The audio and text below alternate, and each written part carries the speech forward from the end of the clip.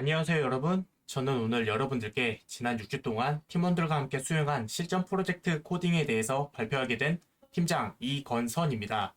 그동안 우리 팀은 열정과 노력을 기울여 이 프로젝트를 완성시켰습니다. 여러분의 관심과 질문 기대하며 발표 시작하겠습니다. 감사합니다. 그럼 먼저 이번 프로젝트를 함께 수행한 팀원들을 소개하겠습니다. 프론트엔드는 이은영님과 김은영님, 백엔드는 저와 김오성님, 마지막으로 김지연님이 디자인원으로 참여하셨습니다. 이번 프로젝트의 핵심 내용을 소개하겠습니다. 우리가 만든 서비스의 이름은 훈수입니다. 유저 간의 소통으로 다양한 카테고리의 훈수를 제공하면서 AI가 도움을 주는 플랫폼입니다. 이 서비스의 주요 기능들은 다음과 같습니다. 제목을 보고 일정 확률로 AI 훈수킹이 훈수를 제공합니다.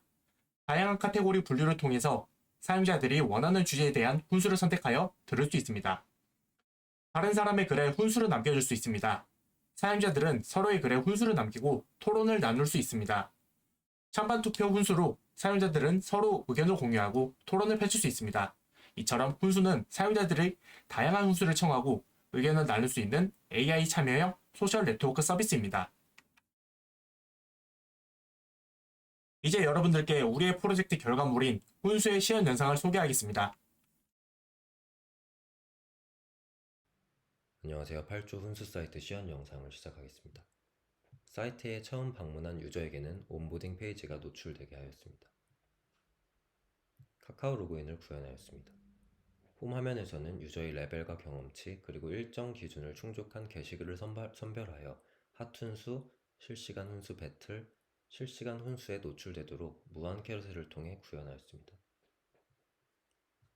상세 게시글 화면에서 투표 기능과 좋아요 기능을 통해 유저 간 소통을 할 수 있도록 하였습니다. 게시판에서는 카테고리별 필터링 기능과 무한 스크롤 기능을 구현하여 유저가 원하는 주제를 쾌적한 환경에서 볼 수 있도록 하였습니다. 글쓰기 기능에서는 투표 기능과 사진 첨부 기능을 구현하였으며 글을 작성하면 일정 확률로 AI 보신 훈수킹이 댓글을 달아주도록 구현하였습니다.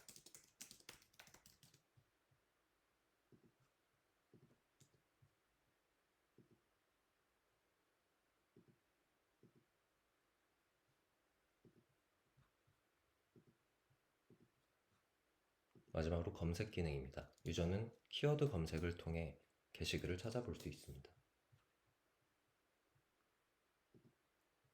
이상입니다.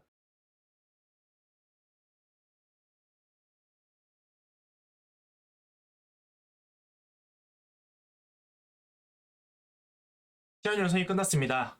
여러분들께 훈수의 실제 작동 방식과 기능들을 보여드릴 수 있어서 기쁩니다. 이제 다음 주제로 넘어가겠습니다. 바로 아키텍처에 관한 이야기입니다. 지금부터 아키텍처 설명 및 구현에 대한 설명을 시작하겠습니다. 클라이언트 라우트 53에 등록되어 있는 도메인으로 접속을 합니다. 이후 ACM에서 발급받은 인증서를 클라우드 프론트에 등록해서 사용합니다. 이때 클라우드 프론트는 ELB와 HTTPS 통신을 합니다. ELB 내부에서도 ACM에서 발급받은 인증서를 통해 HTTPS 통신을 합니다. ELB와 EC2 통신에서는 방화벽을 따로 두진 않았고 AWS 보안 그룹으로 제어했습니다. ELB 타겟 그룹은 VPC 서브넷으로 나누었고 오토 스케일링은 스케일링 아웃 방식으로 EC2 최소 2대에서 최대 4대로 로드 밸런싱과 장애 대응을 합니다. 각 서비스되는 EC2 내에 도커 컨테이너 환경을 구축하고 GitHub 액션을 통해 빌드 완료된 TS 파일을 실행합니다. AWS 엘라스틱 캐시 서비스로 레디스를 연결하여 검색 인덱싱 기능으로 사용했습니다. EC2 서버 비용 문제가 발생해서 멀티 어카운트 체제로 서비스 다운과 배포 다운을 분리하여 다른 계정으로 관리했고 VPC 피어링을 했습니다. CI/CD 과정에 대해서 설명하겠습니다. Git 메인 레포지토리에 마지 발생합니다. 젠킨스 EC2 서버는 웹후크를 통해서 이를 감지하고 각각 배포 서버의 저장 공간, 도커 이미지, 도커 컨테이너 상태를 확인하고 슬랙으로 정보를 보냅니다. GitHub 액션도 마지를 감지하고 멀티 스테이지 빌드를 통해 이미지를 빌드하고 도커 허브에 올립니다. 또한 기존의 도커 컨테이너를 스탑하고 삭제하며 기존 9버전 이미지도 삭제합니다.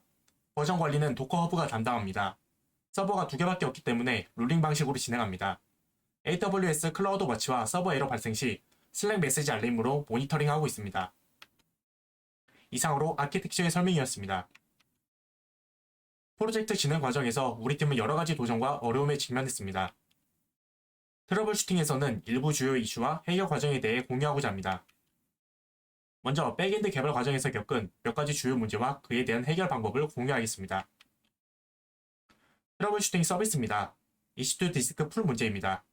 모니터링 중 EC2 서버의 용량이 부족한 것을 확인했습니다. 오버레이2 디렉토리의 정크 레이어는 도커 컨테이너 내부 파일 구조 변경 사항들을 과도하게 썼을 때 diff tmp의 용량이 늘어나는 것이었습니다. 삭제에도 동작에 문제가 없음을 확인한 후 크론 탭에 삭제 명령어를 등록했습니다. 레디스 통신 에러입니다. EC2와 레디스가 통신이 안 되는 오류 메시지를 확인했습니다. 문제 해결을 위해서 레디스 포트 설정 확인, 보안 그룹 및 IP 테이블즈 TCP 포트를 확인했습니다. 방화벽과 포트 설정 문제가 아닌 것을 알게 됐습니다. 해결 방법으로 기존의 EC2 서버 내에서만 레디스 서버를 설치하고 도커 컨테이너에선 레디스 서버를 설치하지 않아서 발생한 문제라는 것을 확인했습니다. 컨테이너 배포 시 레디스 서버 설치를 추가로 했습니다. 프리티어 EC2 젠킨스 서버를 사용 시 Nest.js 빌드 과정에서 멈추는 문제가 발생했습니다. 조사해보니 타입스크립트를 자바스크립트로 컴파일하는 과정에서 EC2 서버의 CPU 사용량이 99%에 달했습니다. 램 용량 부족에서 오는 트러블임을 확인하고 티어를 업그레이드했습니다. 하지만 소모되는 시간값이 컸고 이마저도 빌드의 안정성이 보장되진 않았습니다. GitHub 액션을 조사해보았고 공개 레포지토리인 경우 무료로 사용이 가능하면서 2코어 CPU와 7GB의 램을 제공하고 14GB의 SSD 디스크 스페이스로 기존의 젠킨스 EC2 서버를 상회했습니다. 이 같은 정보를 바탕으로 CI/CD를 GitHub 액션으로 변경했고 불안정한 배포 상태가 해결되었으며 배포 시간도 5배 이상 줄어들었습니다. 다음으로 코스트는 비용 절감 및 성능 개선에 관한 이야기입니다. AWS 비용 절감입니다. 아마존 계정 한 곳에서 EC2 서버 세도 가동 시 프리티어 750시간을 추가하여 과금이 받는다는 것을 발견했습니다. 서비스 단과 배포 단으로 계정 용도를 분리하고 분리된 EC2 서버들은 VPC 피어링으로 연결하여 다중 계정으로 서비스를 운영했습니다. 멀티스테이지 빌드를 이용한 EC2 비용 절감 내용입니다. Nest.js 구동 시 필요로 하는 최소 티어는 T3 스몰입니다. EC2 프리티어 메모리는 1GB이기 때문에 타입스크립트에서 자바스크립트의 컴파일 과정을 감당할 수 없었습니다. 하지만 T3 스몰의 가격은 T2에 비해서 가격 2배 가격입니다. 배포 시 도커 파일에서 멀티스테이지 빌드를 통해 이미지를 만듦으로써 빌드 과정을 생략합니다. 이렇게 T2 마이크로 프리티어에서 Nest.js를 구동할 수 있게 되었습니다. 결과적으로 배포 EC2 서버에 2대 티어를 올리지 않고도 배포 서버의 비용을 약 2배 정도 절감했습니다.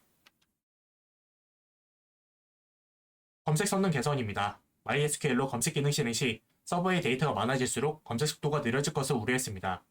레디스로 인덱싱을 처리하여 검색 코스트를 줄였습니다. 다음으로 프론트엔드 트러블 슈팅입니다. 프론트엔드에서는 구조 개선과 성능 개선을 주제로 자료를 준비했습니다. 구조 개선에서는 컴포넌트 분리 및 병합, 서버 통신 등을 통해 상태를 보다 효율적이고 안정적으로 개선하였습니다. 먼저 댓글, 닫글 기능의 전적 상태 제거입니다. 댓글, 닫글 기능은 하나의 인풋에서 통제되어야 하는 디자인상 요구가 있었습니다. 그러나 댓글, 닫글 기능에 있는 상세 페이지는 컴포넌트 지발적인 페이지로 상태 관리에 어려움이 있었습니다.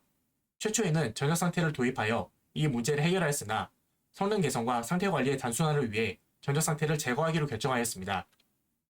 이를 위해 컴포넌트 구조를 개편하여 전적 상태 없이도 상태 관리가 가능하게 하였습니다. 다음으로 투표 기능의 전적 상태 제거입니다. 투표 기능은 5가지 API를 갖는 기능으로 서비스 전반에 영향을 끼치는 기능입니다. 최초에는 화면에서와 같이 전적 상태를 활용하여 기능을 구현하였으나 불필요한 리렌더링이 성능을 저하시키는 문제가 있었습니다. 이를 해결하기 위해 서버 통신과 스토리지 사용 등의 대안을 고민하고 적용해본 후 최종적으로 컴포넌트 구조를 재편하는 대안을 선택하였습니다. 홀 모달을 푸터 형태의 컴포넌트로 승격시킴으로써 문제를 해결하였습니다. 세 번째 구조 개선 사례는 글쓰기 페이지의 이미지 업로드 구현입니다. 이미지 업로드 기능과 관련해선 글쓰기 페이지의 등록 버튼과 이미지 추가 버튼이 형제 관계로 데이터 공유가 어렵다는 문제가 있었습니다.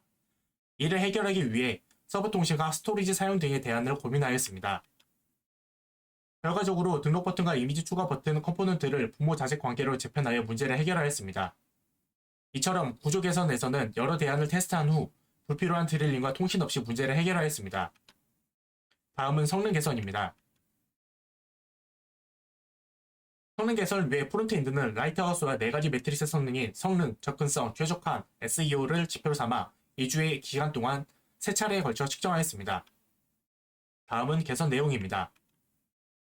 최우선 목표로 삼은 성능 개선을 위해 프론트엔드는 앞선 구조 개선에서 살펴본 바와 같이 전적 상태를 제거하였습니다. 더불어 불필요한 라이브러리를 제거함으로써 최초에 로드되는 번들 파일의 크기를 줄여 전반적인 로딩 성능을 개선하였습니다. 다음으로 접근성 항목을 개선하기 위해 시메틱 태그를 사용하여 스크린 리더 사용자의 접근성을 향상시켰습니다. 최적화와 SEO와 관련해서도 화면에 표시된 바와 같이 개선하였습니다. 이러한 개선 작업을 통해 최우선 목표였던 성능 부분은 평균 37점 이상의 높은 상승률을 보였으며 전체 매트릭 평균 97.46점이라는 높은 점수를 달성할 수 있었습니다.